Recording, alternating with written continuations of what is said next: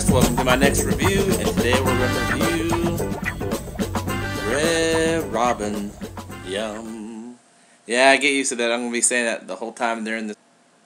Red Robin is in the All-Star Wave, DC Universe, and we like Red Robin. This is my second Red Robin.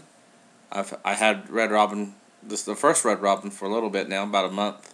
And there's some QC issues on this one, and I'll address them when we go over the overall body.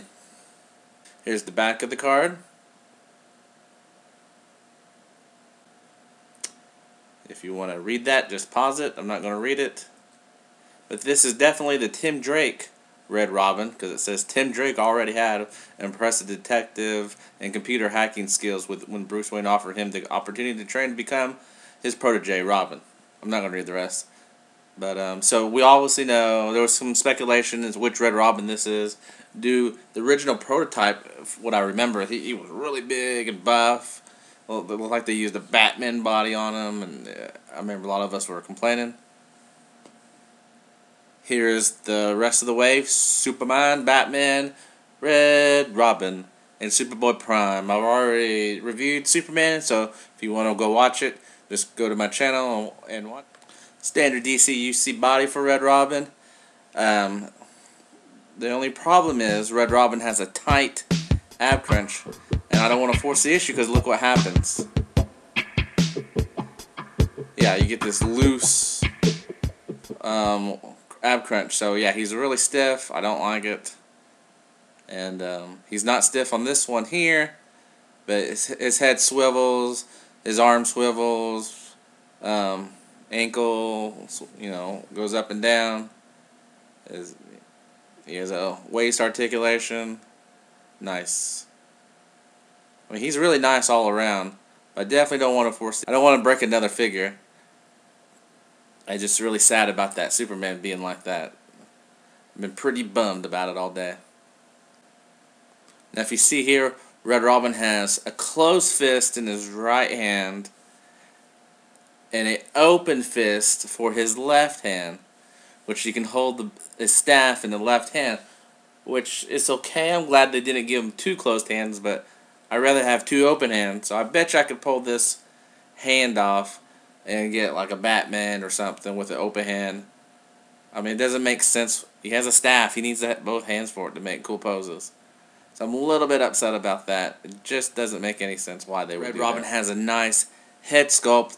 It looks like they just plucked the ears off Batman, and here you go. But it works for this Robin. And a nice bandolier, I think that's what they're called. And I like how those are nicely painted, and the black looks like leather. It's really nice. Nice logo.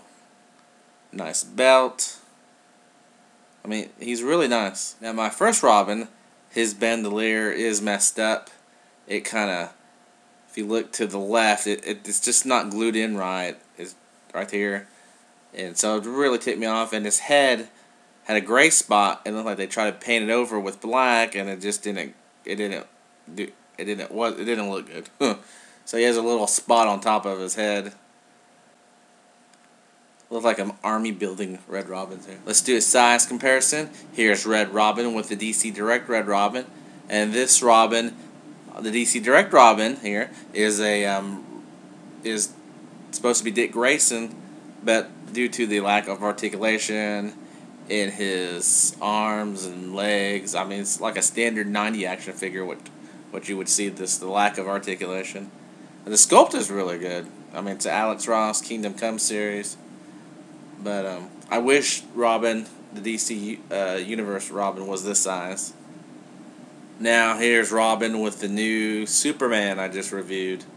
And like I said in my last review, there's no way Red Robin should be as tall as Superman. I mean, he's just towering over Superman. It doesn't make any sense.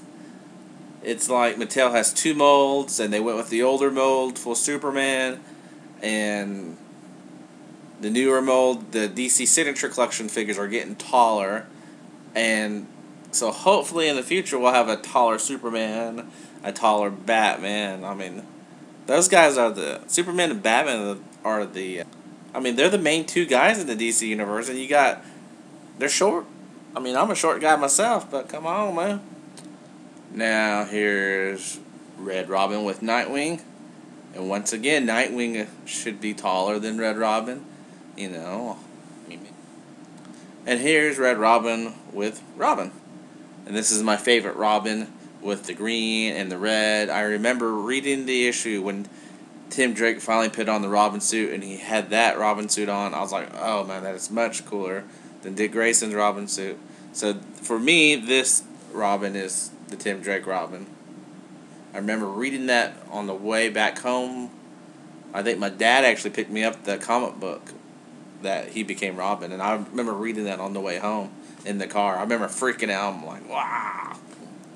And here's Red Robin with standard DC UC body Batman with a different head.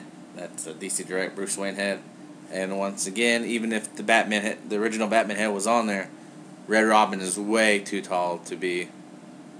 Red Robin is way too tall. I mean, he shouldn't be taller than Batman. So do I recommend Red Robin? Yeah, I bet you in the future there'll be a taller Batman, a taller Superman. So might as well pick him up if you can find him. But yeah, go get him, and you'll be happy. Stay tuned for my next review. It's Superboy Prime, and see you later. Thanks.